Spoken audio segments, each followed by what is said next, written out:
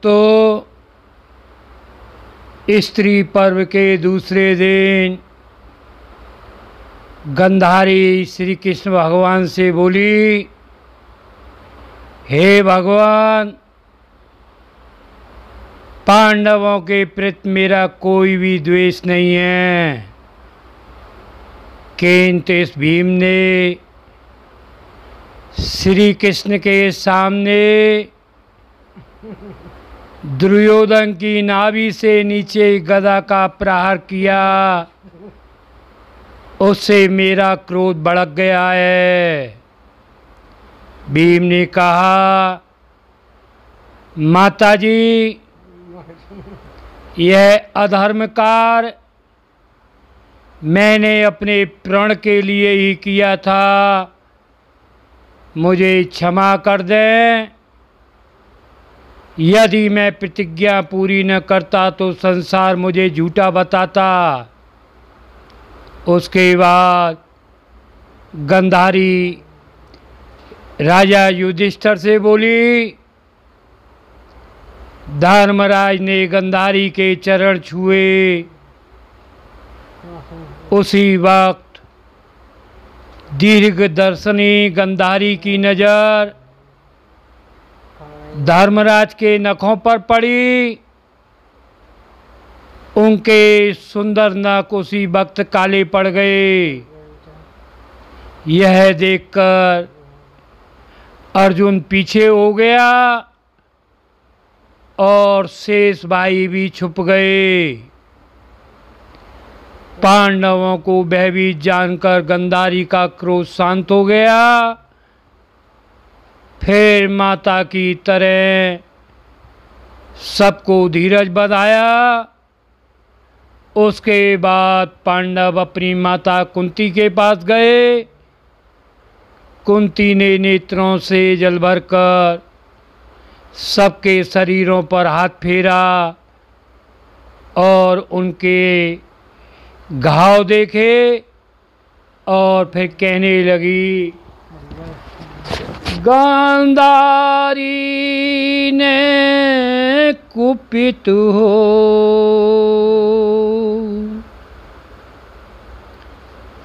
दियो कृष्ण कौन साप, और जैसे दुख मैंने सहे तैसे ही भोगो आप। वंश नाश मेरा किया तुमने यद पतरा, और वैसे ही सर्वनाश अपनो करो। वर्ष 36वीं पाए। गंधारी बड़ी तपस्विनी थी। वेद अभ्यास की कृपा से उसे दिव्य दृष्टि प्राप्त थी। हसनापुर से ही सबू संहार देख रही थी। धृतराष्ट्र, कुरुकुल, पंचाल तथा अन्य राजाओं की पत्नियों को लेकर कुरुक्षेत्र पहुँचे। सब विधवा स्त्रियों ने रण क्षेत्र में मरे अपने पुत्र पुत्रों एवं पतियों को देखा। लोथ पर लोथ बिछी थी। उस समय गंधारी ने श्री कृष्ण को बुलाकर कहा, मेरी इन विधवा बहुओं को देखो। उसके बाद उसने कहा कि हे माधव, युद्ध से पहले दुर्योधन आशीर्वाद लेने आता था, तब मैंने यही कहा था कि बेटा, जय वहीं होती है जहाँ धर्म होता है। इसलिए मुझे इस दुर्योधन का शोक नहीं है। माधव, यह देखो, मेरे 99 में पुत्र मरे पड़े हैं। सभी की पत्नियां विलाप कर रही हैं, केशव यह देखो अभिमन्यु पड़ा है। पुत्री और पुत्र वधुओं के विलाप से मेरा हृदय विदीर्ण हो गया है। जब तुम सभा से संधि न होने के कारण रुष्ट होकर लौट गए थे, भीष्म जी ने भी उसी दिन कह दिया था कि इन सभी का नाश निकट ही है। तुम्हारे पास अपार सैन्य बल था, आप रोकना चाहते थे तो युद्ध रुक सकता था।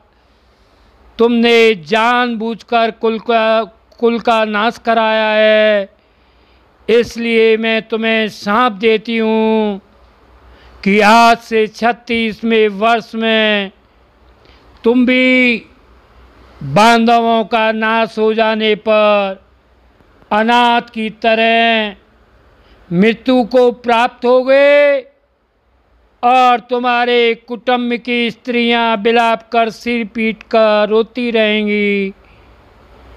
गंधारी के वचन सुनकर श्री कृष्ण भगवान ने कहा, हे गंधारी, तुमने जो शाप दिया है इसमें कोई संदेह की बात नहीं है।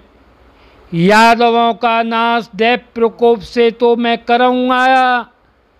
भगवान जनार्दन की बात सुनकर पांडव भयभीत हो गए और अपने जीवन की आशा त्यागने लगे। गांधारी यदुनाथ ने करी शांत समझाए, दाह कर्म सबको किया, धर्म राज मन लाए।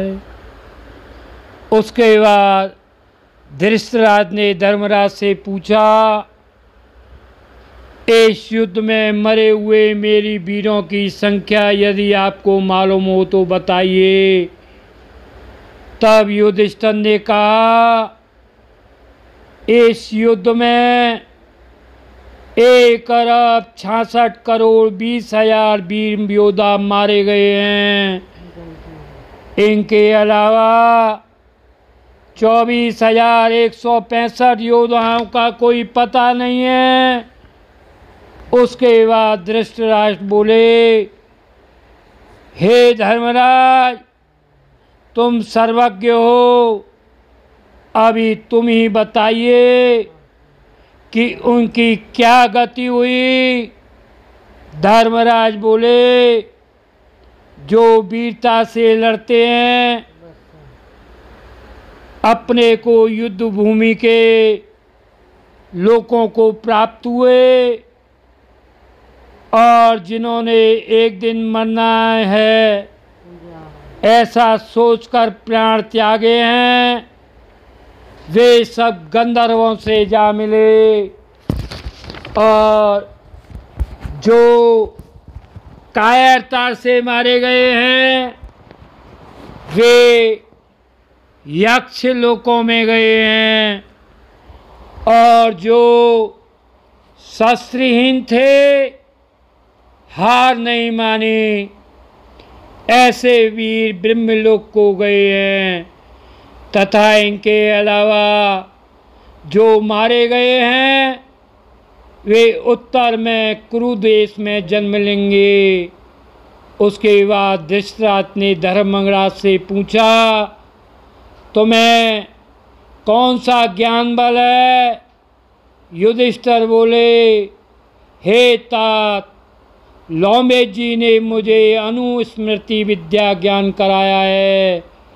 उससे भी पहले ज्ञान योग के द्वारा दिव्य दृष्टि प्राप्त है।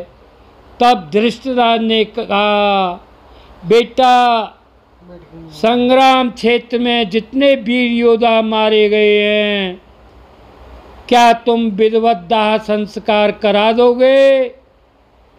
धृतराष्ट्र के वचन सुनकर राजा युधिष्ठिर ने कौरवों के पुरोहित सुधर्मा, अपने पुरोहित धौम, संजय, विजुर, युयुत्सु, इंद्रसेन आदि सेवकों और सारथियों को आज्ञा दी कि सबकी अंत्येष्टि क्रिया करो, किसी का भी प्रेत कर्म शेष न रह जाए।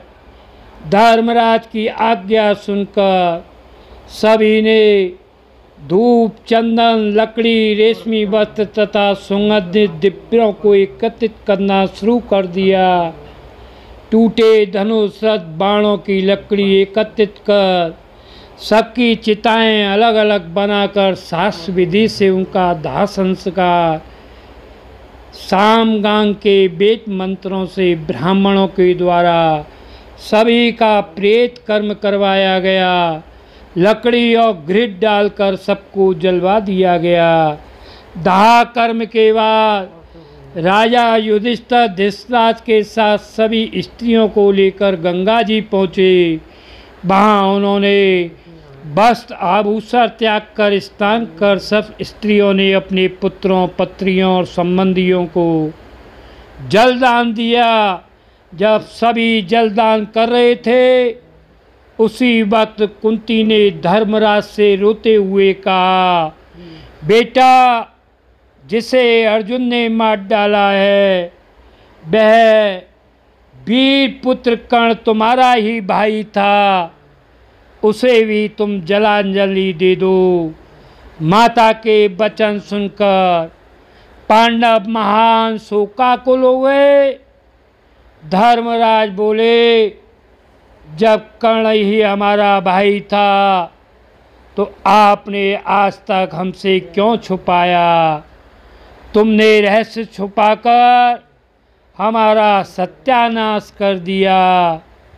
धर्मराज ने रोते रोते जलांजलि दी।